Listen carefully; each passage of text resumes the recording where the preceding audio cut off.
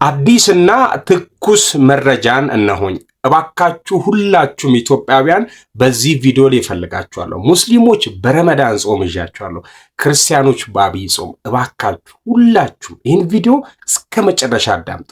ስሙኝማ፣ አንድ አዲስ መረጃ ወጥቷል። ለምንድን ነው ይሄን ቻሌንጅ እኔ አስጀምረዋለሁ፣ እናንተ ትቀበሉኛላችሁ። የምር ምርጥ የሆነ ስራ እንሰራ። እኔ አዶናይም ጆንም አይደለሁም፣ ጆን ዳንኤልም አይደለሁም፣ ግን የሚገርም ስራ በልበቅነት እንሰራ። ሁላችሁም ይሄ ሐሳብ ያስማማችኋል? ለምን በዚህ ወር የባስ ዋጋ ለሁሉም ማለት ነው ሂሪን አዲስ ነፃ ለምን አይሆንም?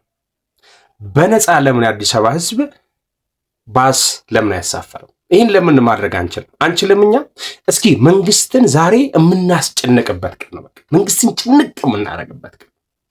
በምንድን ነው የምናስጨንቀው? በጥሩ ስራ። ጥሩ ስራዎች እየተሰሩ አይደለም ማለት አይደለም። አሁን አንደኛ የተመለከትናት ነገር አለች። እቺን ነገር በቻሌንጅ እንሰራታለን። ባስ ኢን አዲስ በሚል ኮመንት ሴክሽን እስኪ ዛሬ እንተባበር። እስኪ ቅድም ባፈጠርከው ጾም ክፉ አላወራም አልሳደብም ብለህ በጀመርከው በአብይ ጾም ስል ሁላችሁም እባካችሁ እቺን ጥሩ እንስራ። ባስ ኢን አዲስ በሚል ኮመንቱን አጫንቁት። ይህን መረጃ ይዩት። The new rules by Putin's in Ramadan were freely give a service of bus ነው የሚለው። ይሄ ፑቲን ያደረገው፣ ይሄንን የሩሲያው መሪ ነው ይሄን ያደረገው። ሩሲያና እዛ ሀገር አካባቢ ያሉ ሰዎች ደግሞ በጄፈሪ ፒስታይን ምናምን ፋይል የሚፈለጉ አይነት ሰዎች ናቸው።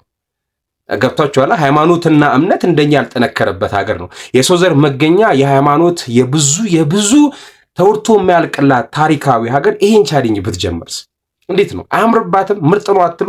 እና እባካችሁ ሁላችሁም ይሄ የፍሪ ባስ ሰርቪስ ኢትዮጵያ ላይ ይጀመር። ክቡር ጠቅላይ ሚኒስትር ዶክተር አብይ አህመድ ይህንን ቪዲዮ ከተመለከትከው እባክህ እቺ ቪዲዮ እንደው አንተ ጋር ምላሽ ማግኘት የምትችል ከሆነ ተደማጭነትን ካገኘች እባክህ ይሄ ነገር ምላሽ ቢኖረው ብለን on behalf of these people, those who are taking a fast, those who are Muslim as a Ramadan, those who are Christian, they are taking a fast of Abiy ጾም ፕሊዝ ይሄ ነገር እይታ ቢያገኝ ባስ ሰርቪስ በነፃ ይደረግልን። ድምጻችን አሰምተናል። አንድ ነገር ይሄን የተነሳሳውበትን አንድ ነጥብ ልንገራችሁ አይደል? አንድ ሴት ከትላንት ወዲያ ባስ ውስጥ ነችና ወደቀች እና በመከራ ያነሳናት ብዙ ወርቃ ምናምን መነሳት ያቀ ከዛ ተነስታ አስቀመጥናት። ምንድነው ስንላት ጾሙ ነው አለችና ይሄን ያክል እንኳን የሚከብድ አይነት የባስ እንትን ኑሮ የከበደው መቆም የከበደው ወይ ሳጾም የመጣች ልጅ 11 ሳሌ ነቅታ ያልበላች ብዙ ነገር ስላለ ቢያንስ ግን እቺ የባሷ ሰርቪስ ፍሪ ብትደረግስ ነው።